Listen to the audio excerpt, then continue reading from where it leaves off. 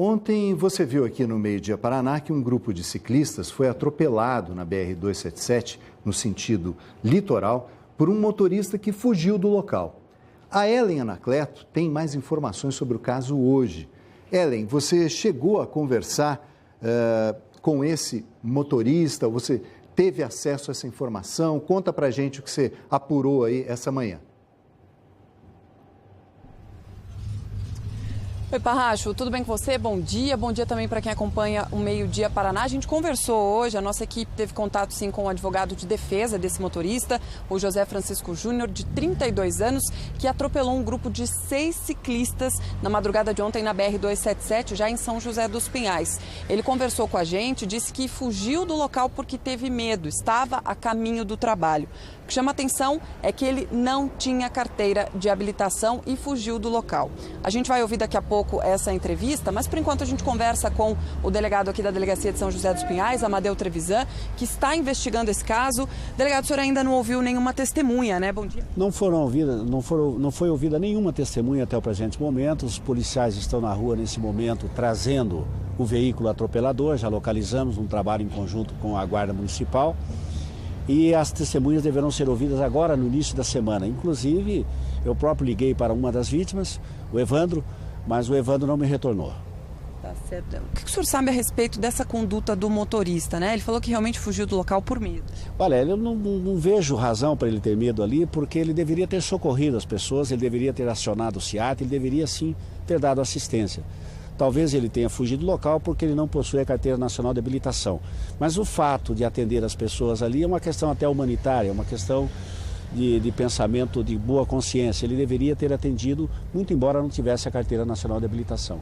Atender as vítimas em primeiro momento. Ele disse que chamou a polícia militar assim que chegou em casa para notificar esse acidente. Isso muda alguma coisa? Não muda em nada, porque o que ele deveria ter feito é lá no local, como eu disse, ter chamado o socorro para atender aquelas pessoas. Isso de alguma forma agrava a situação dele? Agrava a situação, sim. Isso será muito bem demonstrado no inquérito policial e com certeza também será reaproveitado na ação penal que será instaurada. Você vai buscar também imagens, né, de câmeras de segurança? Então, já desde manhã os policiais já estão em busca dessas imagens, bem como trazer o veículo atropelador para cá, num trabalho em conjunto. Claro que o trabalho ainda está de forma preliminar, mas ele deve ser indiciado? Bastante preliminar o trabalho, mas com certeza ele será indiciado por lesões corporais dolosas. Isso não dá prisão?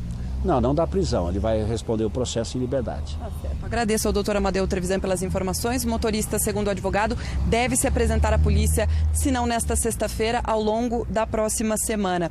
Você vai ouvir agora um trecho da entrevista que a gente fez com esse motorista agora de manhã. Eu nunca passei por isso, sabe? É a primeira vez, o primeiro acidente, nunca... Estava dirigindo sem habilitação, né? Por quê?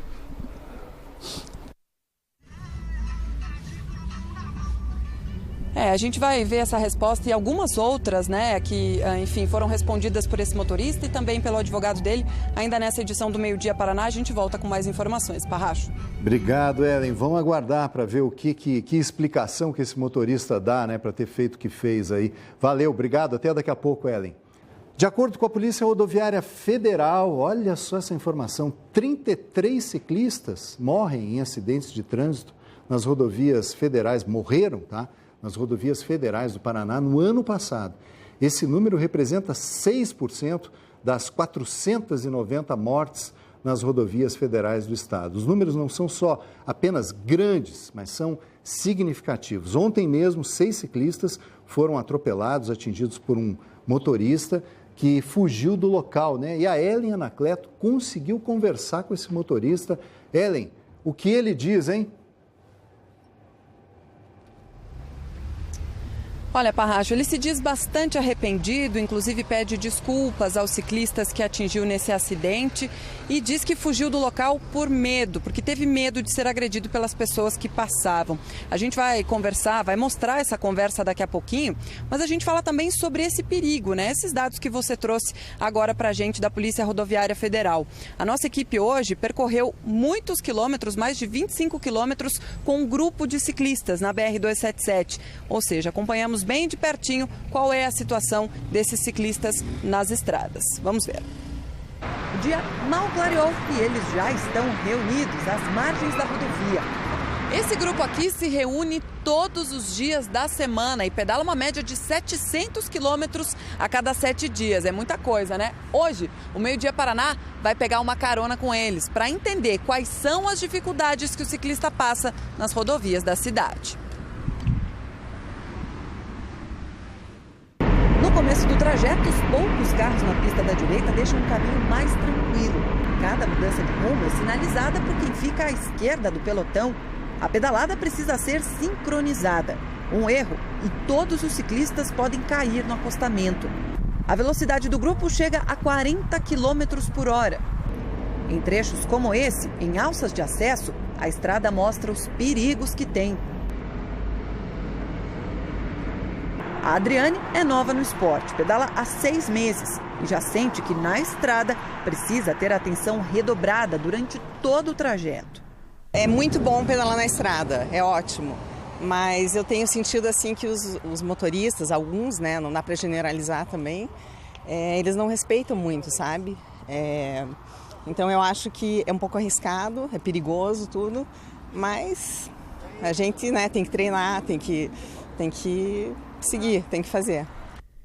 Na madrugada de ontem, 6 ciclistas foram atropelados enquanto treinavam na BR-277. A bicicleta destruída e as dores pelo corpo são lembrança que o Murilo não consegue esquecer. Eu sofri algumas escoriações, né? Tô com o cotovelo bastante ralado, com as costas bastante machucadas também, região de nádegas, que foi quando eu fui arrastado pelo asfalto, né? Ralou bastante, assim, queimou a nádega e região de posterior de coxa, né? Mas enfim, ainda bem que foi mais o susto aí, tô vivo para continuar a história. Por sorte, todos os ciclistas que foram atingidos por esse motorista já receberam alta do hospital, já estão fora de perigo e com um agradecimento enorme pela vida, né? Como a gente vê aí no depoimento do Murilo. A Polícia Rodoviária Federal orienta que não é proibido ao ciclista trafegar no acostamento, mas que fazer isso não garante nenhuma segurança. Vamos ver o que diz a PRF. Para minimizar o risco, a orientação da polícia é que o ciclista procure sempre andar mais à direita do acostamento. Se ele estiver em grupo, que circule em fila indiana, um atrás do outro, nunca lado a lado. No período noturno, é essencial a sinalização com a luz tanto dianteira quanto traseira e roupas claras, né? Se a pessoa for transitar de bicicleta ao amanhecer ou ao entardecer, você procurar usar branco ou alguma cor mais clara que chama mais a atenção do motorista. Orientações sempre válidas, né, da Polícia Rodoviária Federal. Como a gente adiantou hoje de manhã, o motorista José Edson Francisco Júnior, de 32 anos, deu uma entrevista. Ele disse que estava a caminho do trabalho como eletricista quando teria visto um dos ciclistas do pelotão se deslocar para a pista de rolamento. Ao tentar desviar desse ciclista, ele acabou atingindo outras 4 pessoas que também estavam de bicicleta. Vamos ver o que diz o motorista. Eu nunca passei por isso, sabe? É a primeira vez, o primeiro acidente, nunca...